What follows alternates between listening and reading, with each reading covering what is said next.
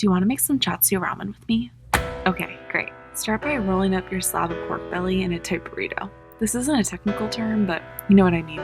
Then you're going to want to grab some butcher's twine and start wrapping it up. I know there's a lot of nicer ways out there to wrap it with loops and stuff, but from my research, a lot of people in Japan just do it like this because it works just as well and tastes the same, so I'm just going to go with that. Once you have the pork wrapped up, you're going to want to sear off some of the fat. We're not trying to cook this all the way through, we're just trying to get some nice color on the pork belly before we put it in the braising liquid. Now into the pot I'm adding 2 cups of water, 1 cup of sake, 1 cup of shoyu, and 1 cup of brown sugar, and let the sugar melt.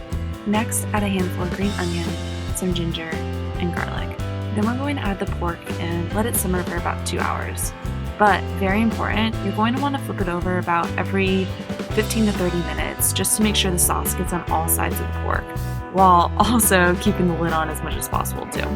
And when it's done, it looks like this. From here you want to let it cool down, and then I just place the whole thing in the fridge overnight, just so it's able to firm up, which is crucial for the pork staying together.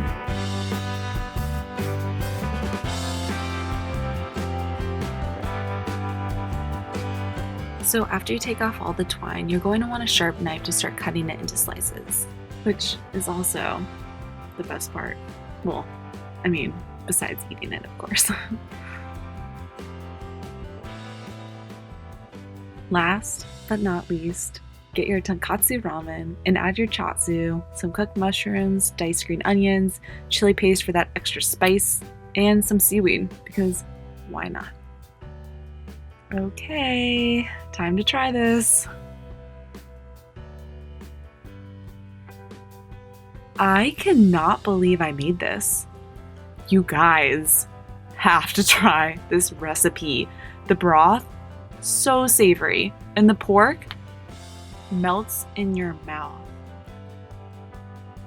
Okay, but really try making this, because if I can, then you can too.